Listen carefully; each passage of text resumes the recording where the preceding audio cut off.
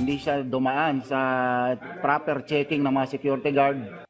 Yan ang lumabas sa initial investigation ng Zamboanga City Police Office kaugnay ng nangyaring pamamaril sa Ateneo de Zamboanga University Junior High School kung saan 2 estudyante ang nasawi at 2 pa ang nasugatan. Ayon kay Police Colonel Fidel Fortaleza Jr., hepe ng Zamboanga City Police Office, pumasok ang estudyante sa pamamagitan ng school ramp kung saan walang nakatalagang school personnel.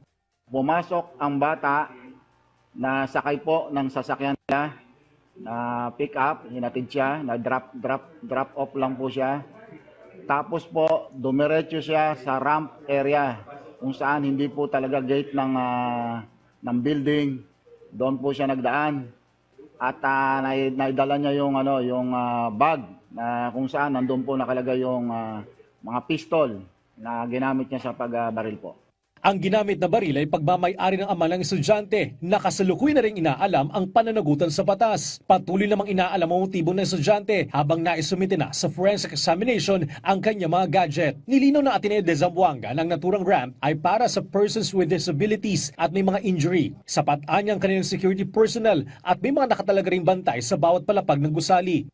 They are deployed in all the entry points when the kids or the students are already in the campus, particularly in all because this building is 4 stories, Madam Chair.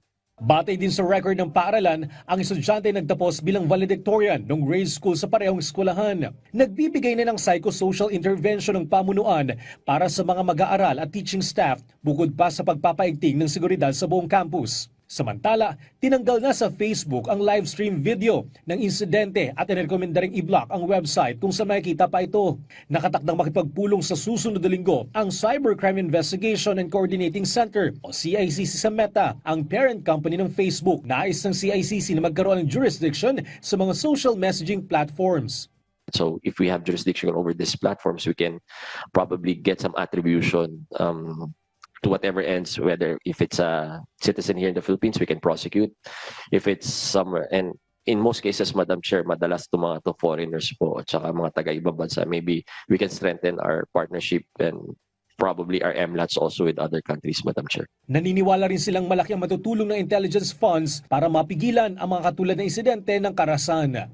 Bernard Ferrer, para sa Bayan.